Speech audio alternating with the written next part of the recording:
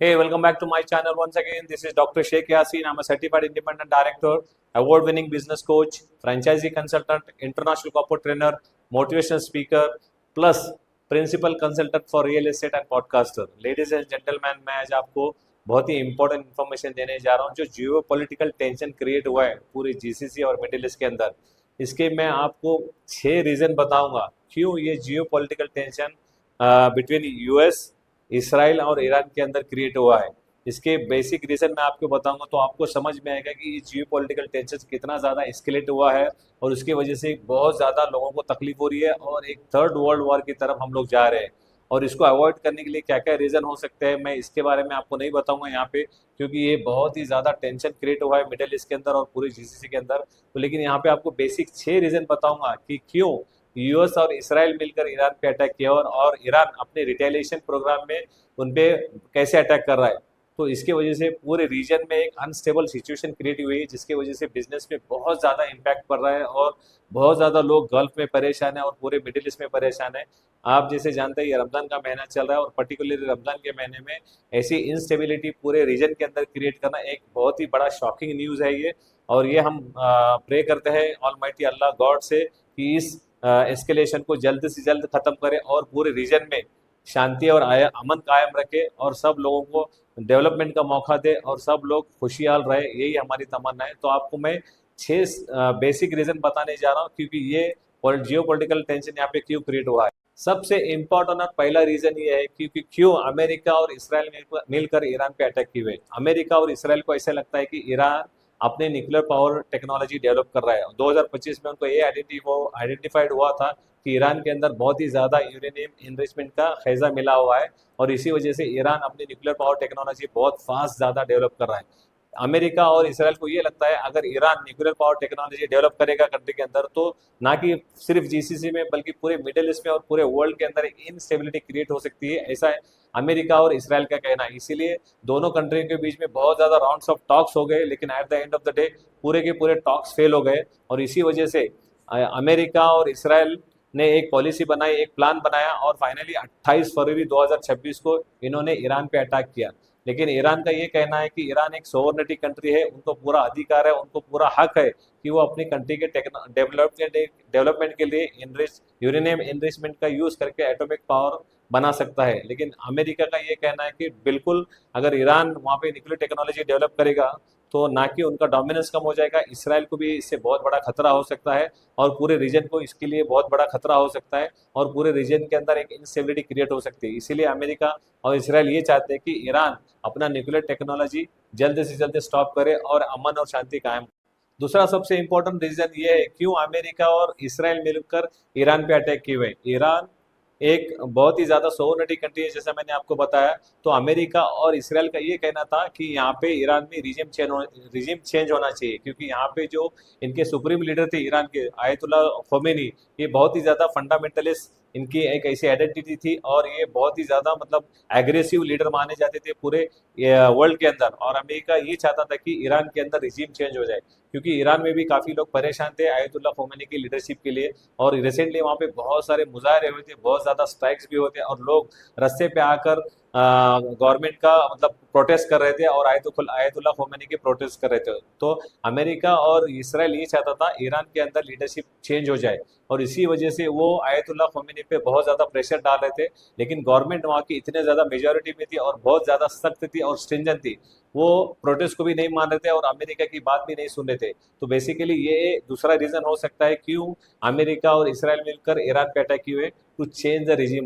Third most important reason क्यों America और Israel मिलकर ईरान पे अटैक किए। जैसे आप जानते हैं अमेरिका का dominance particularly Middle East countries और जीसीसी कंट्रीज पे है और अमेरिका किसी हालत में अपना डोमिनेंस यहाँ पे कम नहीं करना चाहता और यहाँ पे बहुत ज़्यादा इसराइल का भी डोमिनेंस है। अगर ईरान यहाँ पे न्यूक्लियर पावर टेक्नोलॉजी डेवलप करता है तो पूरे रीजन में ईरान का डोमिनेंस हो सकता था और ईरान के लिए बहुत ज़्यादा मजबूत ये हो सकता था। तो अमेरिका ये नहीं चाहता किसी तरह उसके डोमिनेंस को यहाँ पे खतरा पैदा हो जाए क्योंकि ईरान ने खुली ऑफर दी थी चाइना और इंडिया को कि वो ऑयल अपने क्रूड ऑयल ले सकते हैं और अपने लोकल करेंसी में पे कर सकते हैं। तो यहाँ पे मिडिल ईस्ट में अगर ईरान अपना डोमिनेंस प्रेजेंट करता तो ये अमेरिका के लिए बहुत ही ज़्यादा खतरा महसूस हो सकता था, और इसके लिए उनको बिजनेस पे बहुत ज़्यादा इम्पैक्ट हो सकता था, और इसराइल का भी डोमिनेंस यहाँ पे खत्म हो सकता था। इसीलिए अमेरिका और इसराइल कभी ये नहीं चाह रहे थे कि यहाँ पे इसराइल ईरान का डोमिनेंस हो। इसी वजह से अमेरिका पहले से और हमेशा यही चाहता है कि पूरे मिडिल ईस्ट और जीसीसी कंट्रीज में उसका डोमिनेशन रहे। और इससे पहले आपको पता रहेगा 1991 में जब इराक ने कुवैत को इन्वेड किया था, तो अमेरिका ने फौरन से वहाँ पे कुवैत को मिलिट्री मदद पहुंचाई थी, और इसकी वजह से वो बहुत ज़्यादा वार हो गया था। अब उसको नाम दिया गया था फर्स्ट गल्फ वार, और जहाँ पे अमेरिका ने कुवैत को आके सपोर्ट किया था, और पूरे कंट्रीज मिलकर इराक के अगेंस्ट में वहाँ पे वॉर हुआ था। और उसी वजह से वहाँ पे यूएस ने पूरे जीसीसी कंट्रीज में अपना मिलिट्री बेस बना के रखा था। और उनका पर्पस भी यही है कि अगर उनका मिलिट्री बेस जीसीसी कंट्रीज में अवेलेबल रहेगा तो they can control the middle east and GCC countries very well. तो अमेरिका किसी हालत में ये नहीं चाह रहा था कि उनका जीसीसी का डोमिनेंस कम हो। इसीलिए ये बहुत बड़ा रीजन हो सकता है अपना सुप्रीमेसी और अपना सुपर पावर कंट्री का स्टेटस कंटिन्यू करने के लिए अमेरिका यहाँ पे मिडिल ईस्ट में और जीसीसी कंट्रीज में अपना डोमिनेंस हमेशा रखना चाहता है। चौथा सबसे मोस्ट इंपॉर्टेंट रीजन ये है क्यों अमेरिका और इसराइल मिलकर ईरान पे अटैक किए हुए हैं। जैसे आप जानते हैं, अगर ग्लोबल करेंसी डॉलर में यूज होती है, और एक रिपोर्ट के मुताबिक ये पता चला है कि पूरे वर्ल्ड का जो ट्रेड होता है 56 to 57% एक डॉलर करेंसी में होता है, और इसीलिए डॉलर की वैल्यू बहुत ज़्यादा होती है। और डॉलर की वैल्यू की वजह से अमेरिका एक सुपर कंट्री बना हुआ है, सुपर पावर कंट्री बना हुआ है, और उसकी सुप्रीमेसी पूरी दुनिया के अंदर है। और अमेरिका ये चाहता है कि पूरा दुनिया का जो ट्रेड हो रहा है वो सिर्फ और सिर्फ डॉलर पे हो, ताकि उनकी इकोनॉमी और स्ट्रांग बढ़े, और अमेरिका और एक सुपर पावर कंट्री बनकर उभरता रहे, जो कि रशिया और चाइना से उनको बहुत बड़ा खतरा है। तो अमेरिका हर हालत में ये चाहता है कि पूरे वर्ल्ड का जो ट्रेड है वो डॉलर की करेंसी में हो। लेकिन आप जैसे जानते हैं, ईरान ने इंडिया और चाइना को ये ऑफर दिया था कि ईरान एक सोवरेनिटी कंट्री है, और ईरान एक बहुत बड़ा ऑयल रिच कंट्री भी है। तो ईरान ने इंडिया और चाइना को ये ऑफर किया था कि आप हमसे क्रूड ऑयल लो, लेकिन आप अपनी करेंसी में, आप लोकल करेंसी में हमको पेमेंट कर सकते हैं। जैसे आप जानते हैं, इंडिया और चाइना ये सबसे बड़े ऑयल इंपोर्ट करने वाले कंट्री है, और यहाँ पे ऑयल की रिक्वायरमेंट बहुत ही ज़्यादा है। और ईरान काफ़ी सालों से अमेरिका ने इनको बैन लगाया हुआ था, तो ईरान ने अपनी क्रूड ऑयल को ओपन किया, और चाइना और इंडिया को उसने ऑफर किया था। और इसके आगे जाकर ईरान ने ये कहा था कि इंडिया और चाइना यहाँ से, हमारे यहाँ से क्रूड ऑयल ले सकते हैं, उनको लोकल करेंसी के अंदर पेमेंट करना पड़ेगा, और उसके अलावा मैं उनको क्रेडिट देने के लिए भी तैयार हूँ। अगर इंडिया और चाइना अगर ईरान से क्रूड ऑयल लेते हैं, तो जस्ट इमेजिन कि हमारी अमेरिका के डॉलर को कितना बड़ा नुकसान पहुंच सकता था, और अमेरिका का डॉलर कितना ज़्यादा डी डॉलराइज हो सकता था। इसीलिए अमेरिका किसी हालत में ये नहीं चाह रहा था कि ईरान या इंडिया को और रशिया को ऑयल एक्सपोर्ट करे और लोकल करेंसी में उसका पेमेंट हो, क्योंकि अमेरिका डेफिनेटली ये चाहता है कि अमेरिका फर्स्ट, अमेरिका ये चाहता है कि भी सब जगह पे अमेरिका फर्स्ट होना चाहिए, और अमेरिका का डॉलर हमेशा हाई रहना चाहिए। आप जिसे जानते हैं, एक लेटेस्ट रिपोर्ट जो आई है अमेरिका के डेट के बारे में, एज ऑफ सितंबर 2025 अमेरिका का डेट अभी हो गया है $37.64 trillion. Can you imagine? Its a huge debt by America right now. America का डेट $37.64 ट्रिलियन हो गया है, और पिछले साल के मुकाबले उसका जो फाइनेंशियल फिजिकल डेफिसिट है वो हो गया है $1.78 ट्रिलियन। क्या इमेजिन कर सकते हैं, इतना ज़्यादा अमेरिका के ऊपर आज डेट है। और ये डेट आप इंडिया की अगर इकोनॉमी का साइज जानेंगे, तो इंडिया की economy we are just going to reach by $4 trillion economy by India. लेकिन अमेरिका का जो टोटल डेट बताया जा रहा है, वो जो बताया जा रहा है $37.64 ट्रिलियन। तो ये बहुत इंडिया की इकोनॉमी से 10 गुना ज़्यादा अमेरिका का डेट हुआ है। तो अमेरिका अभी इससे ज़्यादा डेट बढ़ा नहीं सकता, और आईएमएफ ने भी अमेरिका को फर्दर मतलब फाइनेंशियल एड देने के लिए भी मना कर रहा है। और इसी वजह से अमेरिका ये चाहता है कि उसकी डॉलर की रेट बढ़े और उसका सुप्रीमेसी कायम रहे, और पूरे दुनिया के लोग डॉलर करेंसी में ट्रेड करें, ताकि उसकी इकोनॉमी को एक बहुत ज़्यादा बूस्ट मिले, और उनका जो फाइनेंशियल फिजिकल डेफिसिट है वो कम हो जाए। लास्ट ईयर भी उनका फाइनेंशियल फिजिकल डेफिसिट बहुत ज़्यादा था। इस साल भी 2025 में भी उनका फाइनेंशियल फिजिकल डेफिसिट $1.17 ट्रिलियन हो गया है।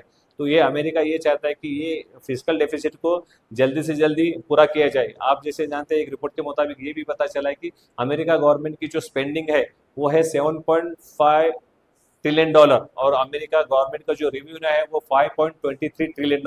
तो फिजिकल डेफिसिट यहाँ पे बताया जा रहा है $1.78 ट्रिलियन। तो अमेरिका कहीं ना कहीं जाकर अपने फिजिकल डेफिसिट को कम करना चाहता है। और अमेरिका इसलिए पूरे कंट्रीज को, पूरे वर्ल्ड के अंदर कंट्रीज को बताना चाह रहे हैं कि आप डॉलर में ट्रेड करो। और इसके अलावा डोनाल्ड ट्रंप ने पूरी दुनिया की कंट्री को ये भी मतलब वार्निंग दी हुई है, अगर आप डॉलर में ट्रेड नहीं कर रहे हैं तो मैं आपको 100% टैरिफ लगाऊंगा। तो इसकी वजह से काफी लोग परेशान हो गए थे, क्योंकि अमेरिका ये चाहता है कि ज्यादा से ज्यादा ट्रेड डॉलर में हो, ताकि उनकी इकोनॉमी बूस्ट होए, उनका डेट कम हो जाए और उनका फाइनेंशियल फिजिकल डेफिसिट भी कम हो जाए। ये सबसे इंपॉर्टेंट रीजन है क्यों अमेरिका और इसराइल मिलकर ईरान पे अटैक करना चाहते हैं, क्योंकि ईरान अपने ऑयल रिच को ओपन कर रहा है और सबसे बड़े जो इम्पोर्टर है ऑयल, क्रूड ऑयल के, वो है इंडिया और चाइना, जहाँ पे ईरान इनको सप्लाई करना चाह रहा है लोकल करेंसी के अंदर। इसकी वजह से अमेरिका के इकोनॉमी को एक बहुत बड़ा ब्लो लग सकता है, बहुत बड़ा खतरा पैदा हो सकता है, और डॉलर का डी डॉलराइजेशन भी बहुत फास्ट तरीके से हो सकता है। तो ये सबसे इंपॉर्टेंट रीजन ये बताया। पांचवा सबसे इंपॉर्टेंट रीजन ये है क्यों अमेरिका और इसराइल मिलकर ईरान पे अटैक किए हुए हैं। आप जैसे जानते हैं क्रूड ऑयल एक ऐसी कमोडिटी है पूरी दुनिया के अंदर, जहाँ पे अगर आपके पास में क्रूड ऑयल है तो आप पूरे दुनिया के ऊपर डोमिनेंस कर सकते हैं। और यूएस, अमेरिका बेसिकली यही चाहता है कि वो पूरे क्रूड ऑयल मार्केट पे अपना कंट्रोल जमा कर रखे। आप जैसे जानते हैं मिडल ईस्ट और जीसीसी बहुत ही ज्यादा ऑयल रिच कंट्रीज है, जहाँ पे यूएस अपना डोमिनेंस बनाना चाहता है, और जहाँ पे बहुत ज़्यादा यूएस को भी सपोर्ट मिलता है। तो ये जो डोमिनेंस है अमेरिका किसी हालत में लूज नहीं करना चाहता, क्योंकि अगर ईरान ने न्यूक्लियर पावर टेक्नोलॉजी वहाँ पे डेवलप की तो ईरान का दबदबा वहाँ पे बढ़ेगा और यूएस को बहुत बड़ा खतरा वहाँ पे पैदा हो सकता है, और यूएस को अपना कंट्रोल पूरे जीसीसी और मिडिल ईस्ट से हट जाएगा, जिसकी वजह से उसको एक बहुत बड़ा चैलेंज आ जाएगा क्रूड ऑयल के लिए। और किसी हालत में यूएस ये नहीं चाहता कि उसका डोमिनेंस यहाँ पे मिडिल ईस्ट में खत्म हो जाए, क्योंकि ये क्रूड ऑयल एक ऐसी कम्युनिटी है जहाँ पे आप अपनी इकोनॉमी को ग्रो कर सकते हैं, और आपके इकोनॉमी में एक मेजर फैक्टर बूस्ट कर सकता है आपकी इकोनॉमी को। तो ये हर हाल में ये चाहता था कि मिडिल ईस्ट के अंदर और जीसीसी के अंदर उसको डोमिनेंस क्रूड ऑयल कंट्री पे रहे, ताकि वो पूरे दुनिया के अंदर एक सुपर पावर कंट्री बन के हमेशा अपना अमेरिका फर्स्ट का। छठा सबसे मोस्ट इंपॉर्टेंट रीजन ये है क्यों अमेरिका और इसराइल मिलकर ईरान पे अटैक किए हुए हैं। जैसे आप जानते हैं प्रेसिडेंट डोनाल्ड ट्रंप जब से प्रेसिडेंट बने हुए अमेरिका के सेकंड टर्म के अंदर, उनका ये कहना है कि अमेरिका फर्स्ट। इसकी यही स्टेटमेंट की वजह से वो ये चाहते हैं कि पूरे वर्ल्ड की जो ट्रेड हो वो डॉलर के अंदर हो, ताकि उनकी इकोनॉमी बूस्ट होके और उनका फिजिकल डेफिसिट ज्यादा से ज्यादा कम हो, और उनका जो फाइनेंशियल डेट है वो कम हो जाए। और उन्होंने यही चेतावनी पूरे दुनिया के लोगों को दी थी कि अगर आप डॉलर में ट्रेड नहीं करेंगे तो मैं आपके ऊपर 100% टैरिफ लगाऊंगा। इसकी वजह से बहुत सारे कंट्री कंफ्यूज हो गए थे, और बहुत सारे कंट्री को ऐसा लग रहा था कि ये अमेरिका का डोमिनेंस उनके ऊपर बहुत ज्यादा प्रेशराइज कर रहा है।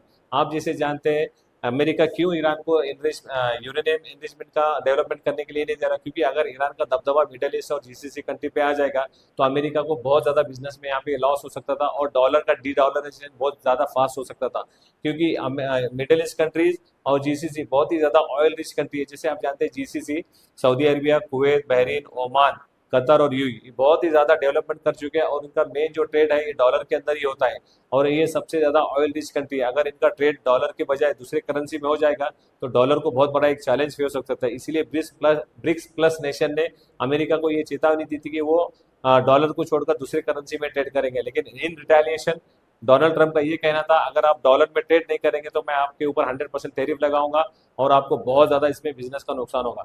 डेफिनेटली डोनाल्ड ट्रंप ये चाहते हैं कि अमेरिका का दबदबा और सुपर पावर कंट्री बना रहे, और अमेरिका फर्स्ट उनका जो नारा है वो कायम रहे, और ज्यादा से ज्यादा पूरे वर्ल्ड का ट्रेड जो है डॉलर के अंदर हो, ताकि उनका फिजिकल डेफिसिट कम हो जाए, उनका फाइनेंशियल डेट कम हो जाए। क्योंकि आप जैसे जानते हैं फाइनेंशियल डेट उनका हो चुका है $47 ट्रिलियन, ये बहुत बड़ा अमाउंट होता है, और फिजिकल डेफिसिट भी उनका हो चुका है $1.17 ट्रिलियन।